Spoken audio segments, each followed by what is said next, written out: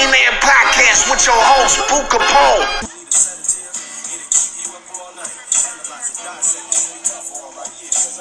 Got the fellas in the house. Weezy in the building, man. Got both teams in the building, man. Letmeland TV. We got Rollo in the building, man. Rollo.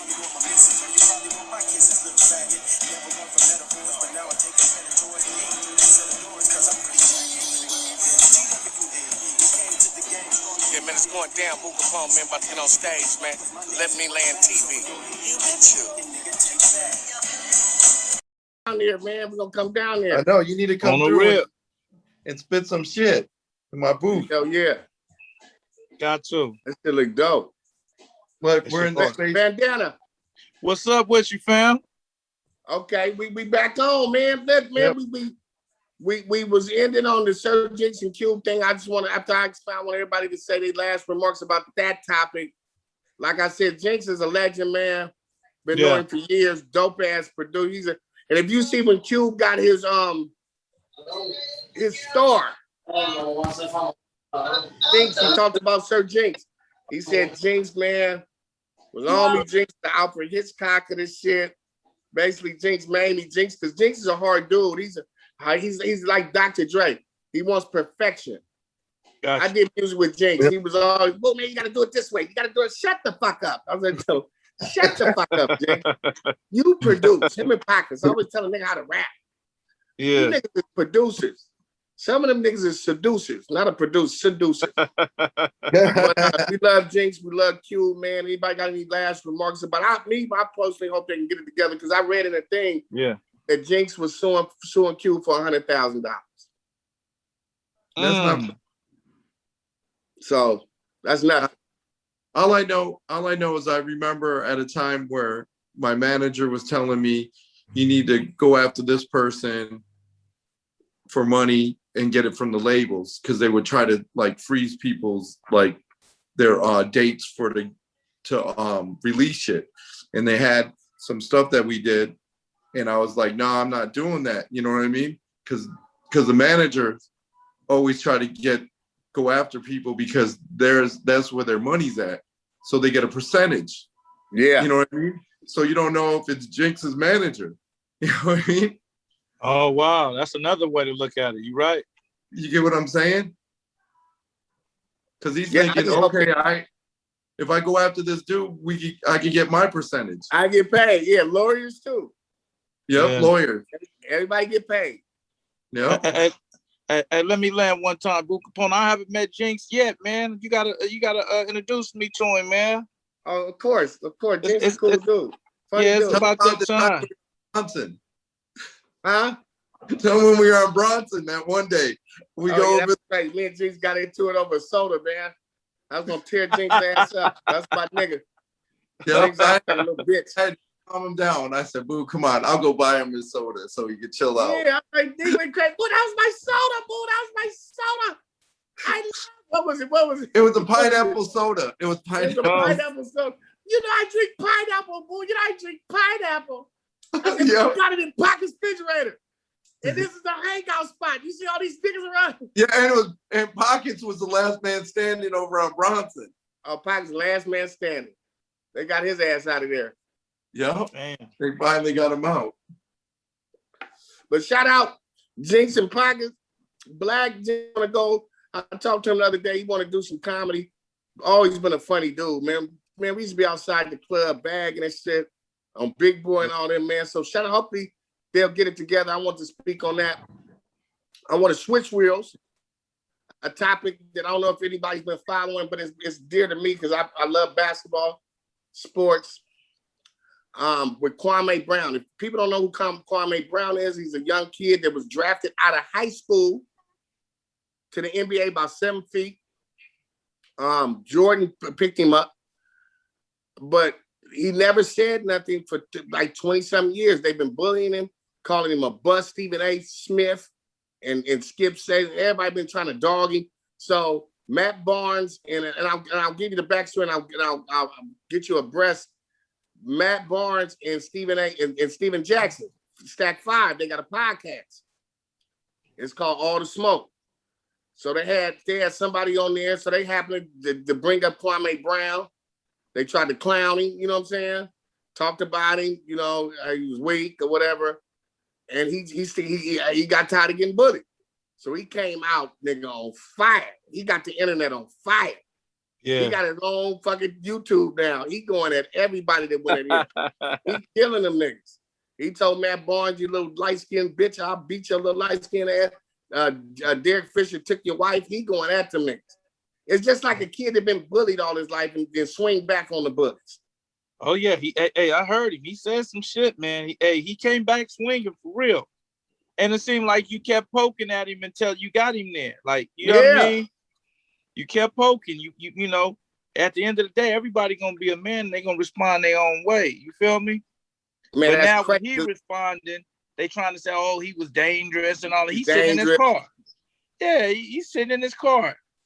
He's dangerous. Y'all been bullying this kid for years. And he came back swinging. The kid thing I want to point on is Stephen A. Smith, molehead face ass. His no basketball playing ass. His decrepit piece of dookie with teeth looking ass. That nigga looked like a dick with lips. Fuck Stephen A. Smith. He tried to put it. I seen a thing back in the day with Jalen Rose. And Jalen Rose was trying to tell this nigga, listen, homie, if you can't be a bust if you've been in the NBA over 13, 14 years and still getting a check. How's he that weak? How's he a bust? Now, if you compare him to a Shaq or a Kareem Abdul-Jabbar, okay, but you just can't say he's a bust. You know, Stephen A. Smith, you never played in the NBA. They got these clowns that never played basketball, never been on the road, speaking on this kid. And like he said, he was a fucking kid. Y'all was bullying a kid. Now y'all want to start. Now y'all still want to bring his name up? Well, because they're haters. They're haters. When they're haters, haters gotta hate. Most definitely. That's what it seemed like. But I'm gonna tell you this. They got more than what they bargained for now. That dude, he ain't playing no games. He's sitting in that car shooting missiles at their ass, boy. I'm like, damn. They fucked around and poked a bear, nigga. That nigga 7 feet. You think a nigga from South Carolina, Geechee nigga 7 feet is a punk? He just didn't say nothing for years. And guess what? That nigga, Charlamagne the God, them niggas in trouble. They might lose their platforms fucking with this dude. Charlamagne the God, his dumb ass spoke on it. And guess what? When he spoke on it, he was defending Matt Barnes. Yeah. And I've seen Matt, I've never had no problem with Matt, but they poked the bear. And then motherfucking Charlamagne talked about this nigga family. Said, his daddy was a murderer, his brother was a murderer. I heard that. Way out, wild shit. Some Charlamagne, you don't know you raped the bitch? You got to rape the bitch. You supposed to be quiet. You put some pills in the bitch drink, nigga, and you still working. Wait, and still working. Where them black bitches? Where the bitches at? Where the feminist group? Why is he? See, if Charlamagne would have never ran his mouth, he could have went under. But see, motherfuckers get drunk with fame because you got a big pie. You got the Breakfast Club. You bring, especially black people. Soon as we get a little something, we just go crazy. Look at me. Look at me. I'm the shit. I'm on TV. I got a little money. That don't mean shit. I remember my nigga Coolio said, nigga, you got a big house up in the hills, but no respect in the street, nigga. That nigga fucked up. He might lose his platform because your boy is going at it. He let it be known what he knows. Yeah, he said he gonna have a girl on the phone, huh? He got the girl that Charlamagne raped, like, because he said, you bullying me and this woman gotta listen to you. And dumbass Charlamagne been laughing about it. You know, really like nonchalant about this shit that happened years ago because he got away with it. So your boy Kwame Brown said, you want to talk about my family? I'm going to talk about you. See, you got to watch who you fuck with. You don't fuck with them quiet niggas. Let me tell you this. That let you push on them, one day they gonna push back. Let me tell you this. It was like when Drake went at Pusha T, he never expected Pusha T to dig that deep and come on that song the way he came on, you know. And you know, and this is the game we in. So it's like you said, you got to watch who you talk about and what you say, because you can say something to offend somebody, and when they come out the chamber, there you have it. Niggas throwing rocks and hiding their hand. Yeah. And that kid didn't say nothing to nobody. That kid been quiet, he been bullied. Jordan fucked him over. And this is my point on this, because I know I played basketball, I know basketball. These kids, the NBA, that motherfucking plantation, and the NCAA is connected. You know, they didn't want these kids, these young black kids coming out of high school getting millions. Yeah. But they like Kwame said, they want to give them a gun and let him fight for the country. But you know, when they get mad when they come out of high school and get millions. So they demonize this kid because they didn't know nobody else coming out of high school because the NCAA was losing money. Gotcha. All right, so let me land. So they did a conjunction that kids had to pay at least 2 years of college before going to the pro. So it was very political. I really believe that he was a sacrificial lamb to show kids this was going to happen to you if you come out of high school to get these millions. We're going to dog. And they dogged that boy, man. They dogged him. He talked about a lot of that stuff, man. And they went at him. And the reason why I'm so adamant is because they poked the bear. He wasn't saying nothing. A man that already done went through hell. A man that already Stephen A. Smith said he was a bum. Said he was a bust. He's a bum. He's this, he's that. That nigga got kids, man. He got family. How can you be a bum and a bust if you played in the NBA for over 13 years, 15 years? There's no way. That's what Jalen Rose was trying to tell that stupid ass nigga Stephen A. Smith. That loud mouth joker. He think he know everything. But you know, somebody need to fill up his mouth. But you know what? I look at things like that though. We quick to sit up there and talk about sports players and talk about this, but we never talk about the real issues. We never talk about why is it when you come to the communities we live in, it's not fair. You go to these restaurants, to these places, you don't see black people working in there. So how us as black men, we can talk about a black basketball player, but we can't talk about the unjust stuff that's going on in the communities we live in with our people. Great point, because they'll lose their job. See, Stephen A. Smith, exactly. They get money for demonizing black men. Exactly. That's how they get paid. Yeah. ESPN and all the motherfuckers, Fox, they're gonna give you a check if you demonize black people. If they talk about motherfucker that look like Fido, their ass is fired. Yeah, and they do that in the rap game. They do that in the rap game. Same in the rap game. But see, they never talked about that football player that beat the shit out his wife, that black woman, this girl, he dog walked that bitch. They never said that because it's a fine line that they gotta demonize black men. That's how they get their check. Charlemagne's, the motherfucking All Smoke podcast, Matt Barnes and them, and Steven and Stack 5. I'm not dogging them niggas. I don't know them dudes. So I never, but that's what it seemed to me, that they get a job for demonizing black men. So they want to punk this little dude and talk about him. And he ain't said nothing about nobody. And the same thing is in the rap game. They want to get these kids and give them these fucked up deals and put their albums out. And they don't want people like me and you to tell the real story because we make sense. And then they say, oh, they want the youngsters. They don't want the youngsters. Hip hop always been about hip hop. Let's clear one thing on that. Rap don't have an age limit to it. If you come dope, it's hot, it's gonna sell. Fat Joe just proved that. Fat Joe just put a single out of a smooth beat and showed the world that's what it's about. It's about being dope. So let me land. Yes. Let me land on that part because like you're saying too, because it isn't no age group because there's these kids that come out here that are young. All right. And then they just hit for one song and then they're done. You never see them again. And they're supposed to be the ones that are supposed to have longevity, saying they're young and they're going to at least get 8-10 years in the game. And some of them don't even get 6 months. And let me land on that.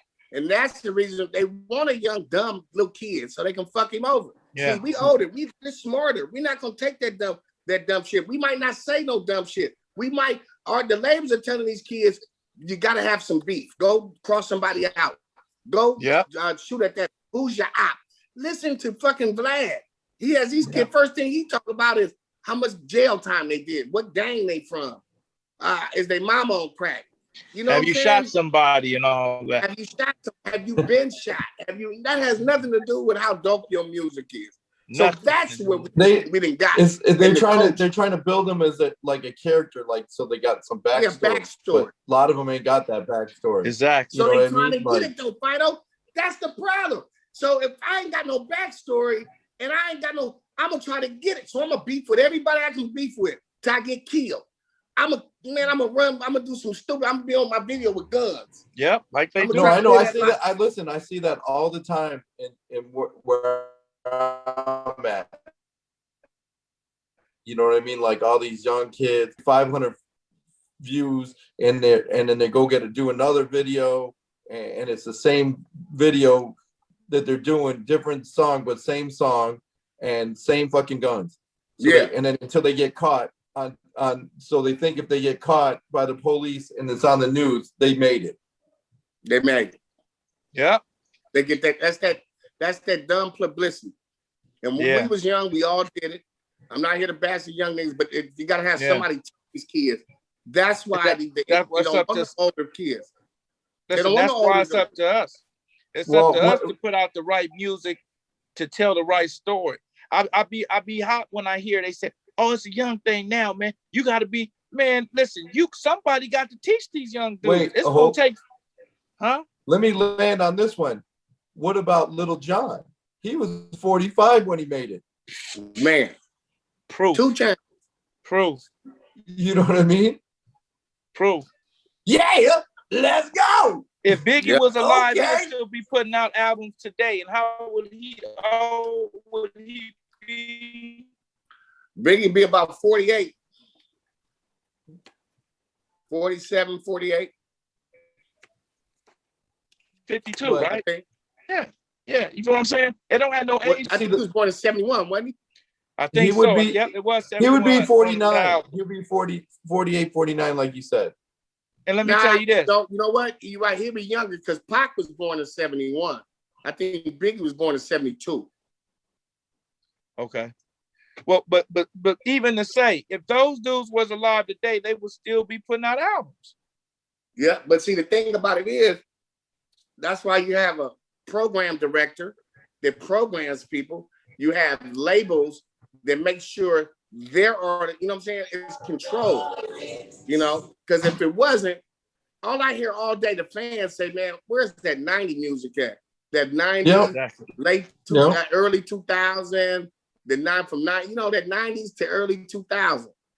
You feel me? You know how many times I've been around where they always tell me, hey, Fido, link me up with the Jodeci shit. You know what I mean? Always. Like, if I even come with another artist to the label, they're like, hey, can you link me up with D? We want to put out the new Jodeci. You know what I mean? Yeah. They missed that Jodeci. Yep. And well, the other thing is, too, like you're saying, the reason why Tupac and all them had longevity compared to all these kids, because they had where their writing skills at a younger age, they were making songs that related to people. Now these kids don't make songs but about popping bottles and drinking, and they don't have no following that follows them that's the same age group and gets out of that and comes up and then follows them, you know, for reals follows them, you know, like real fans that end up like, oh shit, Tupac's coming out on a new album. Oh, we got to get that. Like back in the days, you know, like, oh shit. Let me land on this. That's why they still talking about Tupac to this day. Talking about Biggie to this day. They still, because if these young niggas was some, they'd be talking about them. But it ain't no meat potatoes. But I tell you, this one artist I just got hipped on, man, little young nigga, man, out of North Carolina, Quicksand. He got that song Quicksand, Maury or something. That nigga, he's a young nigga kicking that shit, man. Get a bit of Quicksand, this thing. Little fat nigga. Yeah, we got an artist named Junior coming out of Compton, man. Junior and Sean Compton. We got some artists, Boo Kapone. I'm gonna have to slide you through, man, and let you meet them, man, and check this stuff out.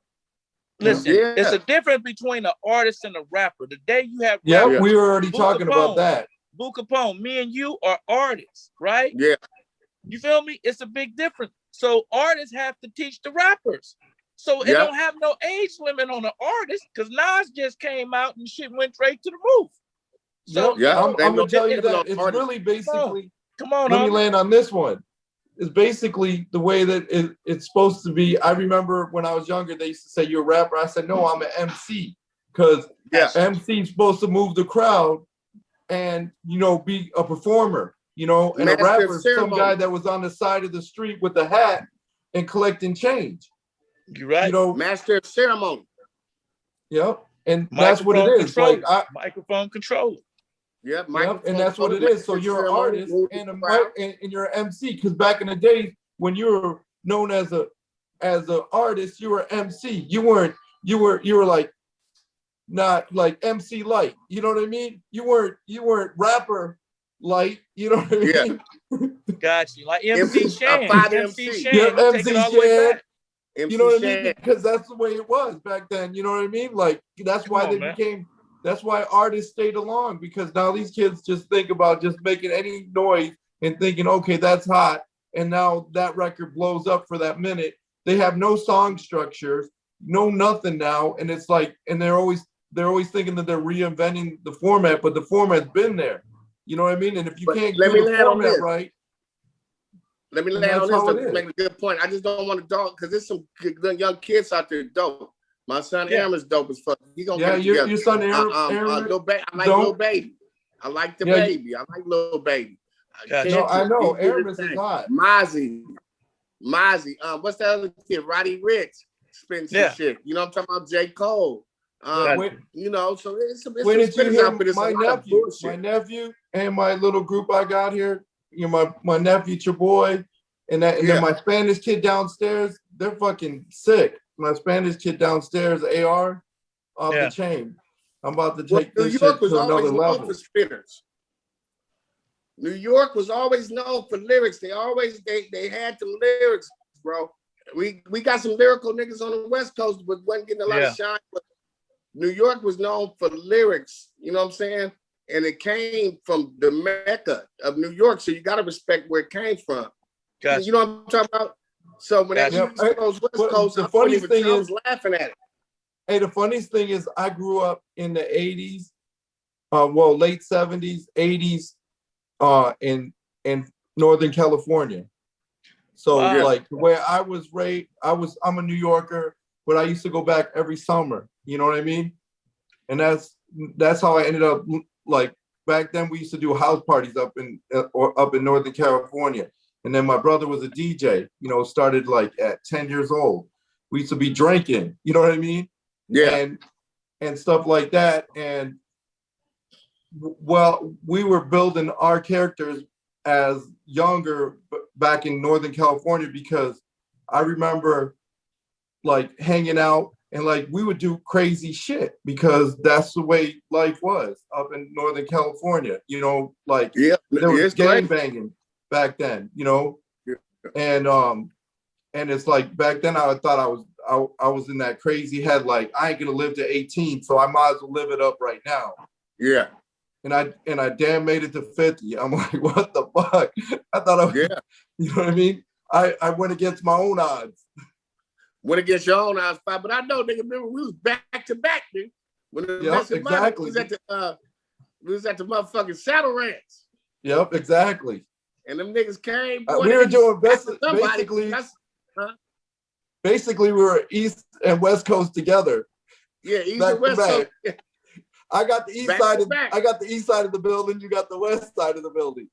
Yeah, that shit was crazy. Friday, that shit was all on the news. Like, we got back to back and got up out that motherfucker. With no scratches. I'm swinging this way. So yeah, man, think like you said, Fido, and like I want to touch on like Bandana said, man, we need to teach these youngsters, man, but some of them won't listen. So the thing about it is they're gonna have to. They don't know it's a trap. That's why they call it trap music.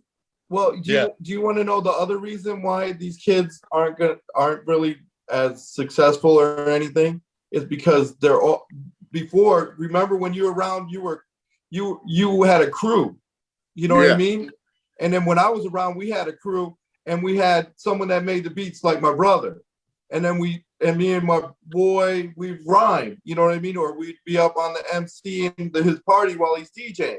You know what I mean? So we had structure as a team. Nowadays, these kids, want to be all solo artists. They don't want to be in no group thing. They all think You're right. me. That's right. Me. You don't even have no groups. You're right.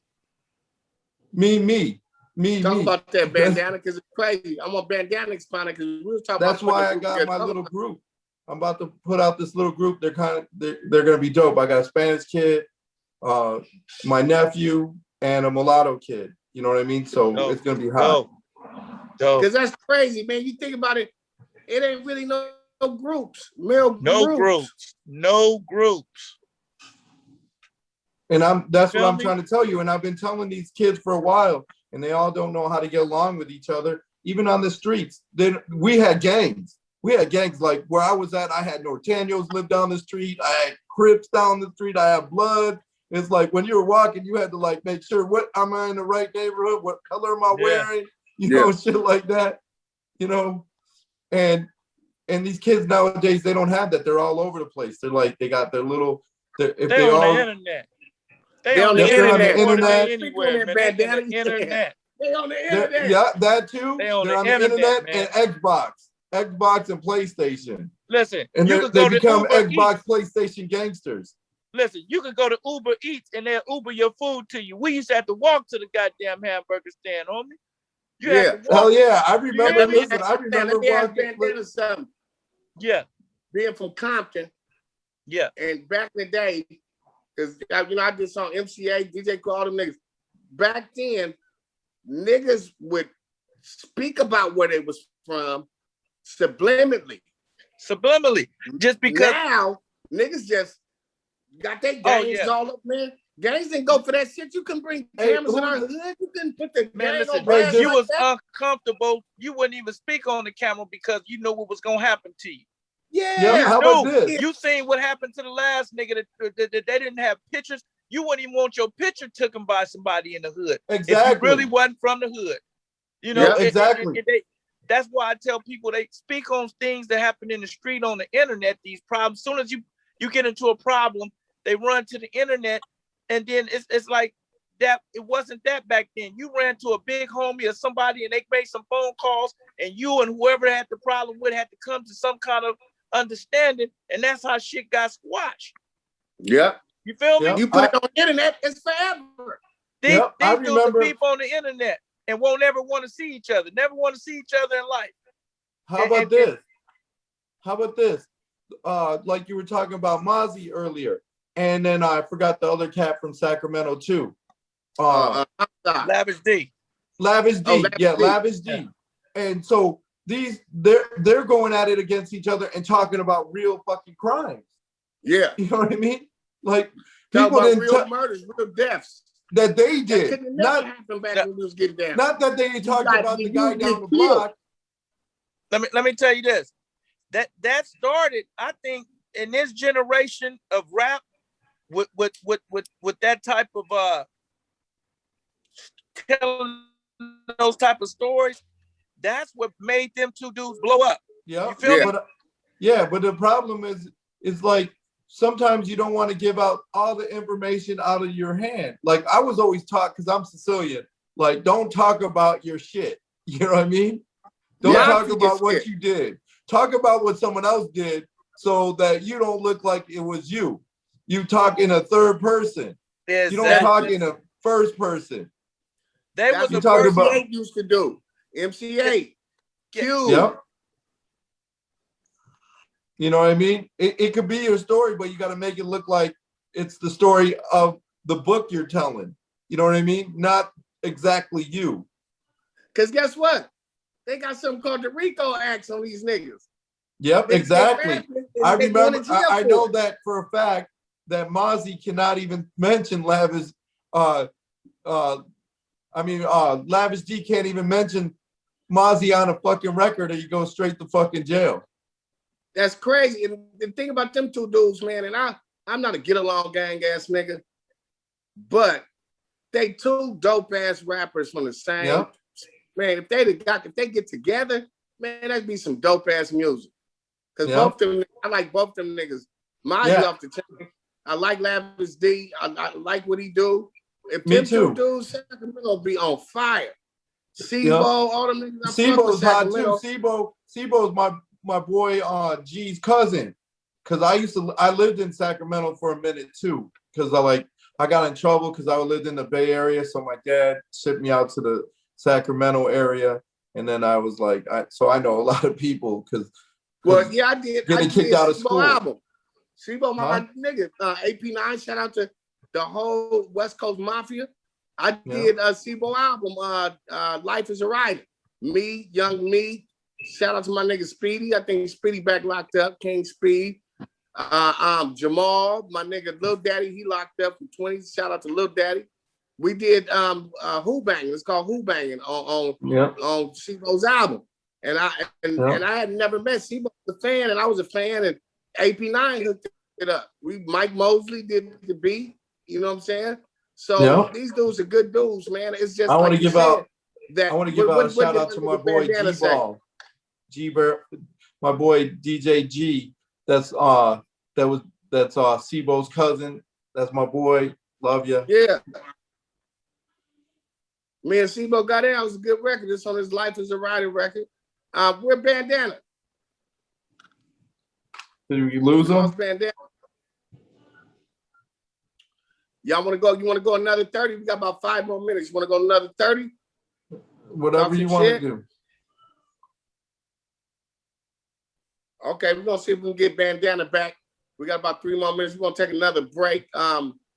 Before we go to break, I want to thank. We're gonna come back. We're gonna pay some bills. My nigga Fido, Bandana, what up? Spend some real spit on Let Me Land, man. You did. There's some real spit, and I hope the kids that see this can actually grab something from what we're saying, and man, and implement it in their lives, man. Because I don't want none of these kids to go down the drain. There's too many of them going down the drain, man. They need some good ass producers. Going to prison for murders, going to prison because they was speculated murders. What's my nigga out of Atlanta? The little young nigga, man. He was fucking with a Lil Wayne daughter. I like that nigga. What's his name? He just got indicted. Yeah.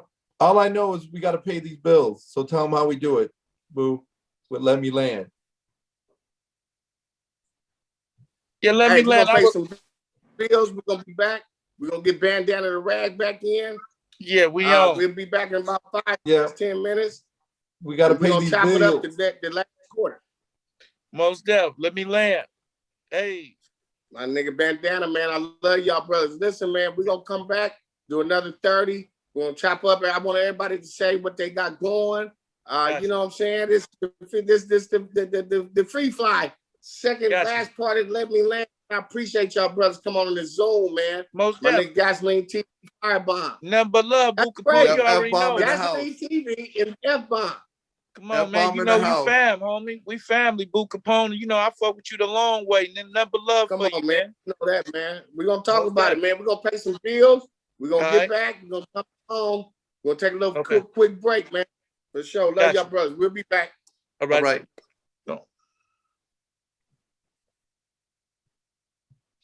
Yeah, we're gonna be back, y'all. Okay. All right. Call me back.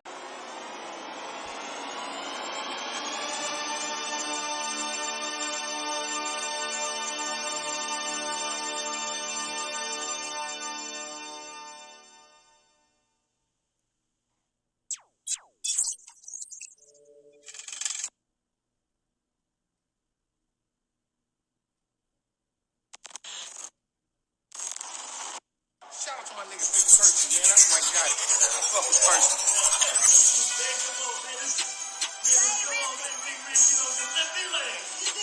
right. See, they can open up. This is what we doing, Killer California, man. Nice. I mean, we gonna talk some shit, smaller shit. You know what I'm talking about? We'll get it in how we get it in, man. You know what I'm saying? It ain't nothing to it but to do it, man. You know, I'm not positioning it in, bro. It's your boy, Boo Kapone, a.k.a. Boo Hell. And I'm with Dump, Bold, and Regal. Yes, dick. After party, we're gonna be bigger than Overdrome. You bitch you, not to watch. Listen, see the show. We're gonna have a great time, man. For a great fall. Man, we got the video. You got dope music coming out right now. Big Molded. We already on Boo Kapone. Yeah, we recording the video. Got it great all the time. Tony Mack, come on in here, man. The Jello, child actor, musical star, Ray J. Neal, man. My little nephew been doing it ever since most niggas go to. I see you. I can let you go. You think, wait a minute. Hold on. Tabernacle, snap. Love you, boy.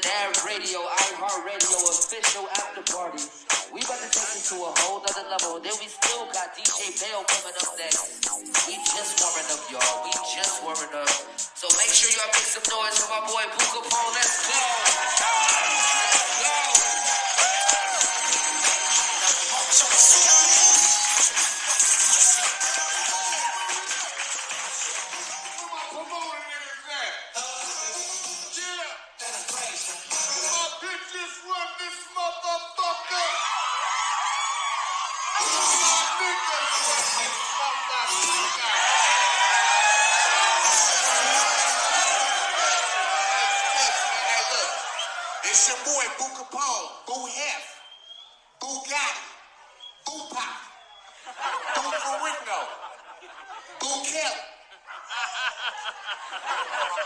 Boo Cosby. I love y'all. We got some fan. Hey, y'all get up for my nigga Big Percy in this motherfucker. That nigga's 6'9", so I gotta be Lil Seymour.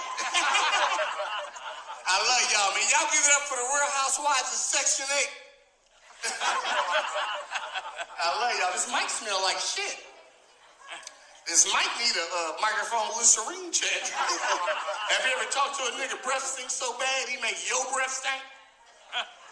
I was just outside. I was like, what's up, homie? No vowels. Make your throat hurt. Every time that nigga talk in the bathroom, the toilet flush. This is a gala affair, man. They let you niggas out. Clap it up. We out. Clap it up. Ain't no more masks. Fuck that mask. Bitch tried to suck my dick with a mask on. She had a hole in her mask talking about my. And the mask shit was cool, but it didn't fuck you up, man. I was in Vegas, man, doing a show. Bitch had body. I'm talking about bow, bing, bam. This was bad. She had a mask on. I was like, I got her number. I was like, baby, can you take your mask off? She took her mask off. Somebody said, down goes Frazier. That bitch looked like Rocky Balboa. Throw in the towel. Bitch, she had braces on her gums. I didn't give a fuck. I don't discriminate. Make some noise, y'all. Ladies. There's some sexy motherfuckers in here. Ladies, if you don't need a nigga for nothing, you got your own money, you don't need a nigga for shit, make some noise. Fuck y'all. I like a broke bitch. Fuck you. I had a bitch so broke, she was on front of her EBT card like this. Bologna tacos, nigga. That's what the bitch used to make. Bologna tacos. I love that bitch, man. That bitch was so broke. Her welcome, man, it didn't say welcome. It only said well. But what fucked the relationship up, man, what was the deal breaker, y'all? The bitch had bed bugs. Oh. She had bed bugs. That's a deal breaker. I like to sleep naked. So I'm in that motherfucker sleeping naked. I said, shit, fuck. I said, bitch, you got bed bugs. That bitch said, shh, they sleep. We got any out of towners here. I'm from LA. If you're from LA, make some motherfucking noise. LA! South Central. Sharon Puckhead and D-Love said they ain't never seen me with a suit. I got suits, nigga. I used to gangbang, y'all. I don't gangbang no more. Clap it up. I don't gangbang no more, man. I was a suit, but I'm still a down move, but I used to gangbang, man. I remember I was on Crenshaw, nigga. Flamed up. Flamed, a white woman, that means I had a lot of red on. Flamed up, banging. What's happening, bud? So whoa. About 25 Crips ran up on me. The nigga said, what's up, cuz? Where you from? I said, Target. I ran to that motherfucker, start filling out applications. Like self-destruction. You're headed for self-destruction. My first drive-by, shootout, 16, drive-by, the big homie was like, bus back, boo, bus back. I got nervous, dropped the gun, and took the bus back home. We got back to the hood, them niggas said, what happened, boy? I said, you said bus back. I follow instructions. Fuck y'all. Ladies, suck a nigga dick. That's the only way you gonna keep him. For real. The baby ain't gonna keep that nigga. You suck a nigga dick, you gonna keep him. That nigga ain't going nowhere. Bitch suck gout out my no more gout, nigga. No more gout, nigga. But shit, I don't give a fuck, man. I'm 47, man. And I was King Dingling back in the day, man. I swear to God, man. When you get over 45, you get emotional, right, fellas? Yeah. Ain't nobody fuck you, young niggas.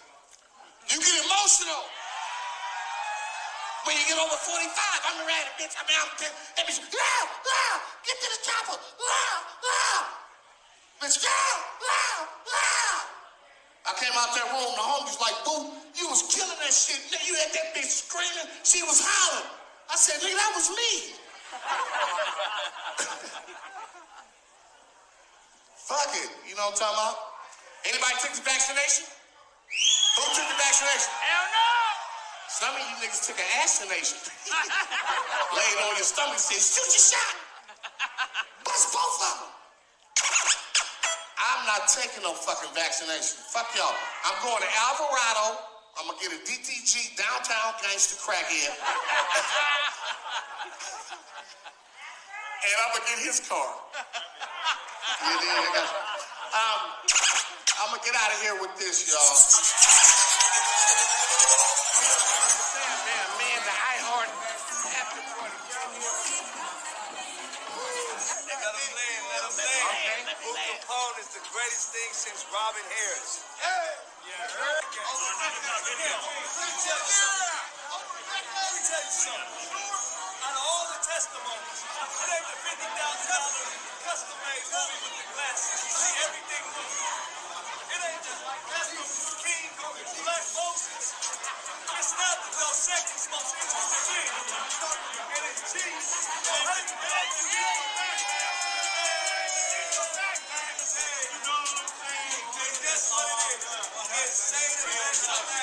It's Dave with backstage media access. The real black media entertainment team. Louisiana come supporting one of the worst opening of the city back from this pandemic.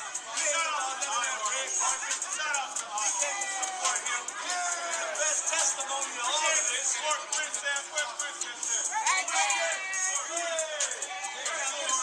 Now here's the last thing. Last thing on this last note. Come here, Dad. None LML, here's the best testimony of everybody standing up in 20 years. Y'all ready? It's Kapone in a suit, y'all.